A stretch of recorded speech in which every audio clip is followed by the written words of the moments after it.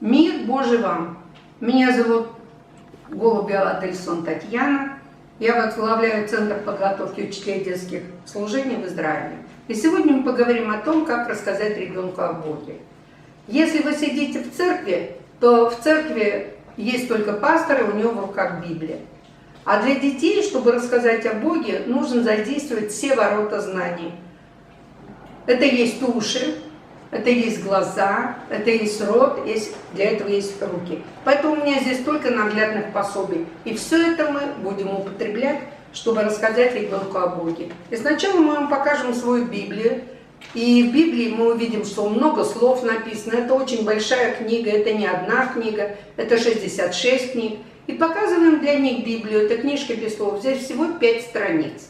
Это черная страница, как мы видим. Между черной и белой страницей лежит красная страница. Дальше есть зеленая страница и золотая.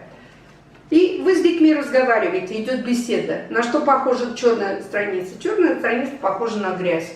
Потому что в Библии написано, что все согрешили. То есть все вы делаете плохие дела. Вы беседуете с детьми, рассказываете, как они плохо себя иногда ведут, не слушаются родителей, дерутся между собой. И поэтому все они живут на черной страничке. И вы спрашиваете, дети, хотели бы вы жить на черной страничке? Конечно, детки не хотят там жить.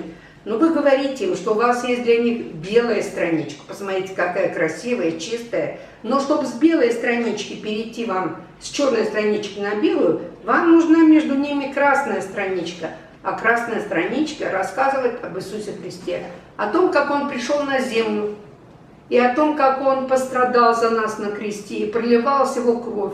И сегодня каждый, кто принимает Иисуса Христа как личного Спасителя, он переходит с черной странички на белую страничку. Кроме того, у нас есть зеленая страница. Она говорит о росте. Не просто о том, как, когда мы кушаем, растем, но о духовном росте. И, наконец, здесь есть золотая страница, которая рассказывает вам о небесном городе Иерусалиме.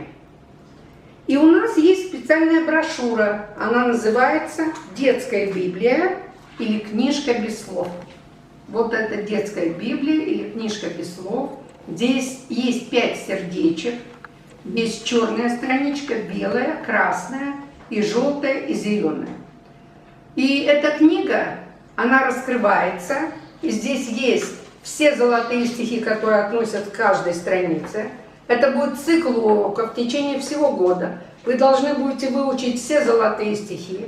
Вот на черной странице у нас Римлянам 3:23, все согрешили и лишены славы Божией. На белой странице это Псалом 50:12, сердце чистое сотвори во мне.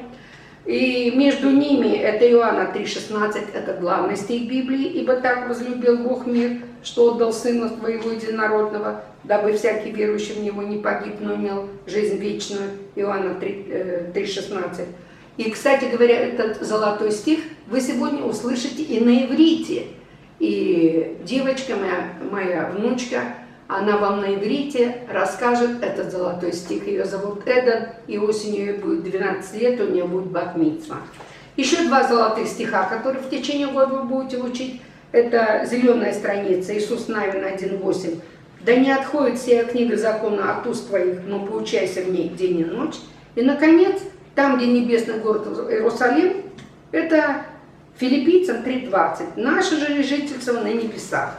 И, наконец, я вам открываю саму книжку и прочитаю ее содержание. Итак, черная страница. Кто с черной страничкой дружит, то Богу, конечно, не служит. Водится только с грехами, не помогает он маме. Он папу, конечно, не слушает. За завтраком кашу не кушает, плюется, дерется, толкается, с друзьями все время ругается. На черной страничке живешь, с грехами ты дружбу ведешь. Кто утром не умывается, с черной страничкой лишь знается. Кто хочет грязнулей быть? Кто хочет с грязнулей дружить и Богу не хочет служить? С делами, кто черными водится, черным, то сердце становится. И, конечно, дети не захотят жить на этой страничке, не захотят на белой. А на белой у нас, зато вот на белой странице милые, добрые лица. Любовь здесь и дружба живут, в обиду друзей не дают. Старших уважают, маме помогают.